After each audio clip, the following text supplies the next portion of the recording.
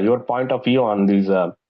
Briefly explain like Asura, Deva, Apsarasa, the geographical regions and their basic characteristics and any conflicts between them. What was the reason? Yes. So the word Deva is slightly later in the because in the early Rig Veda, Varuna and Indra, all these people were addressed as Asura, and Asura means Lord. Lord means a great person, for example. So they are either leaders or they are great people, they are kings. So such people are called Asura. So the word Deva was not an opposite term for Asura. Deva basically means kind of a divine person or light beings or maybe a fair appearance. These are the meanings of Deva. And subsequently, of course, you also mentioned about others, not Gandharva. So Gandharva was actually a term used for the people who are in the northwest region of Pakistan, Charasadda Valley to be precise. So Charasadda Valley is a mountain-locked valley, something like Kashmir Valley, but a little more bigger than Kashmir Valley. You have Pakistan, Western Pakistan got a Charasadda Valley. So that region, the people who were living in that region were called Gandharvas. And later on, that region became Gandhara kingdom. And Gandhara kingdom is mentioned starting with the Valmiki Ramayana and the Mahabharata. Gandhara Janapada is mentioned. So in the Rig Veda, they don't use the term Janapada or kingdom, but they are mentioning the people as Gandharvas. That is there in the Rig Veda.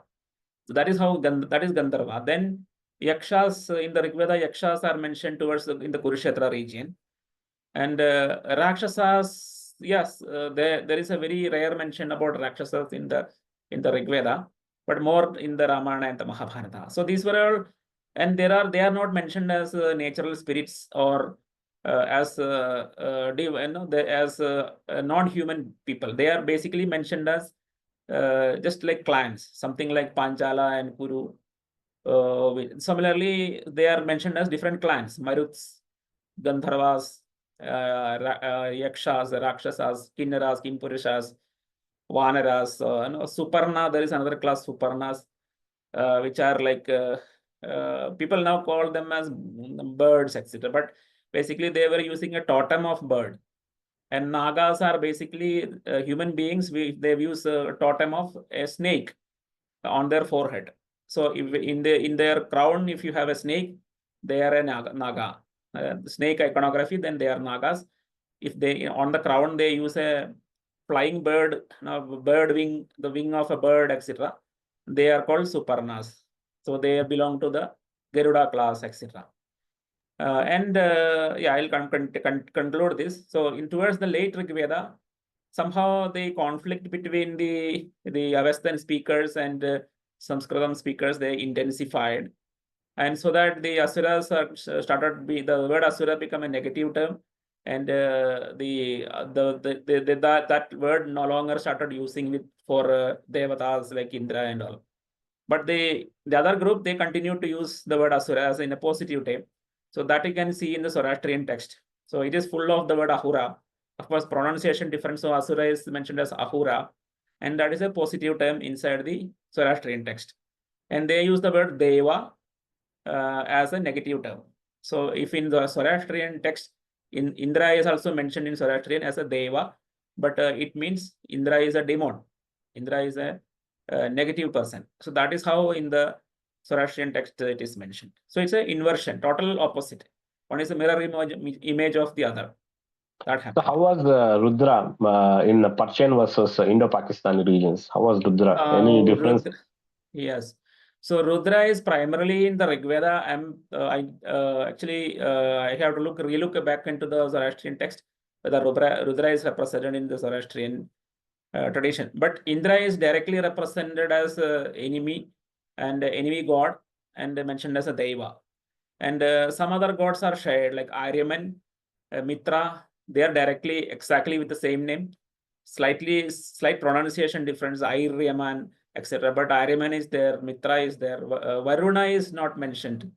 But the Ahura Mazda, the main god of the Zoroastrians, could be an attribute of Varuna, like that, because he himself could be an attribute of Varuna. But some elements of Hiranyakashipu, one of the Asura, also got attached to the Ahura Mazda. So Ahura Mazda, the primary god of the Zoroastrians, is a combination of Varuna and Hiranyakashipu, who is a historical king. He was the grandfather of Mahabali, etc. No, great grandfather of Mahabali was Hiranyakashipu, then Virojana's son Prahlada. Sorry, Hiranyakashipu's son Prahlada, Prahlada's son Virojana's son is Mahabali. And Mahabali's daughter or granddaughter married Kumbhakarna. So these are all connected actually. So what I was saying is, yeah, there is an inversion between the Zoroastrian and Vedic texts, between the Asuras and Devas. Okay, thank you. And with the you said like Ravana, when you see the genealogically, he'll be everywhere, right? Yeah, he looks like he lived for so many years. Ravana, right? Yeah. Right. So these are all like later variations. See, for example, when I look at the critical edition of Valmiki Ramayana, there are not such mention about he living for large amount of time, etc. These informations are only in the Puranas. Because the Puranas also start continuously talking about Ravana, Rama, Pandavas, Krishna, etc. So this Puranic literature mostly coming in the Shunga and Gupta period. So after the Mauryans, Mauryans were primarily not very active in the Sanatana Dharma. I mean, not very active in the Vedic, popularizing the Vedic civilization. They were mostly Jain culture as well as Buddhist culture. These cultures influenced the Mauryans. But after Mauryans, Sungas came, they were very strongly attached to the Vedic civilization. So they started reviving the ancient knowledge. So, but then they added their own spin, their own variations into whatever they received. And then Guptas continued. Guptas were Vaishnavas basically. So Guptas also continued. And so when the information of the Rig Veda, Yajurveda, Samaveda, Atharvaveda, all the four Vedas and the two Itihasas, Ramayana and Mahabharata, they passed through the Shunga and Gupta period. They introduced so many magical narratives, and for example, they say Dasharatha lived for 11,000 years, something like that they added. Rama lived for 11,000 No, they say years. Rama, the 11,000 years is like Rama ruling time. Correct. As a king. Rama ruled for 11,000 years or 10,000 years. Dasharatha also, there is in the some other Purana, Dasharatha also lived for a long time. Ravana lived for a long time. But actually in the original Valmiki Ramayana, especially the core part of the Valmiki Ramayana, they are all mentioned as very historical kings. They don't have any continuity for a long period of time.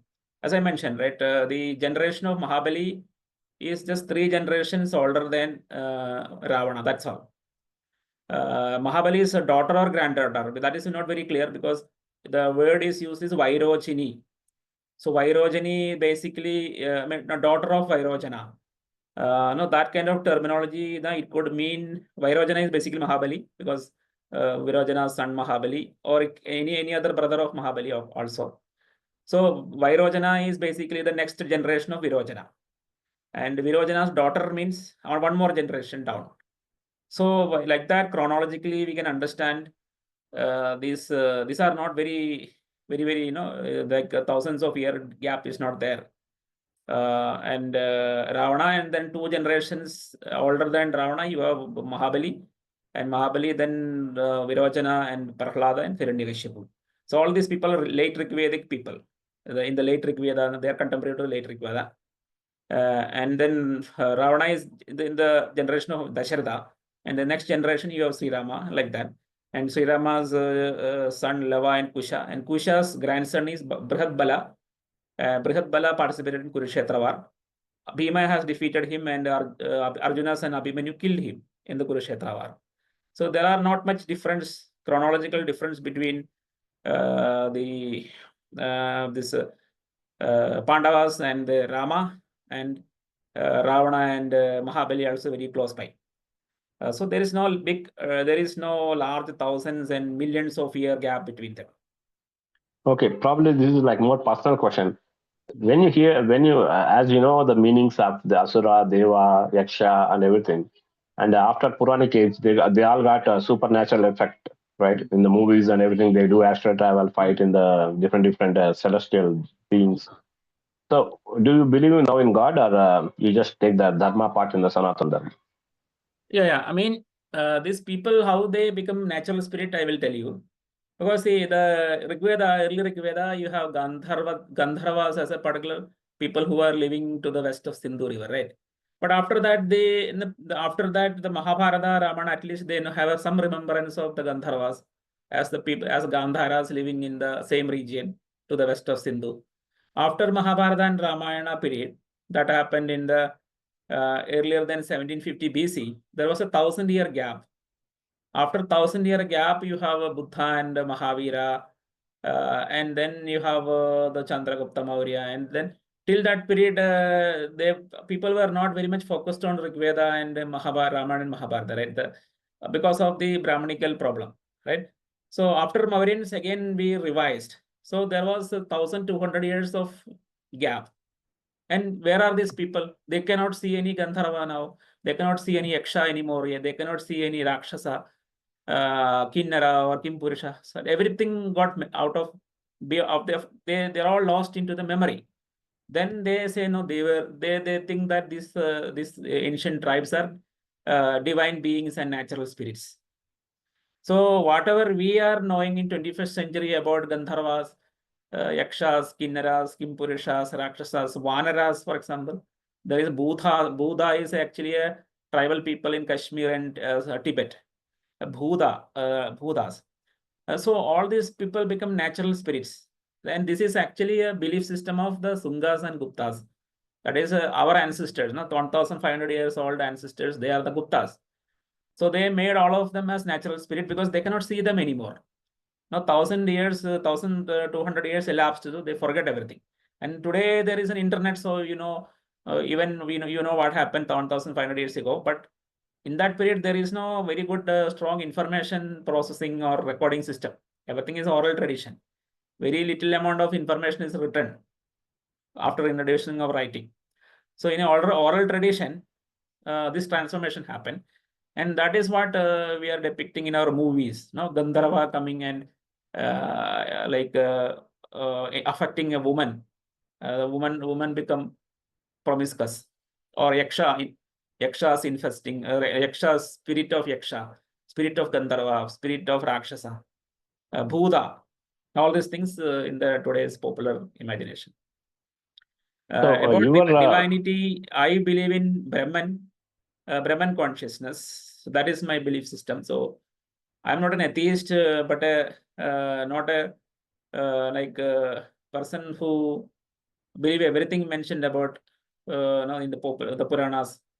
That is not my point of view. But Brahman, whatever Upanishadic way of representing divinity, that is my primary belief system.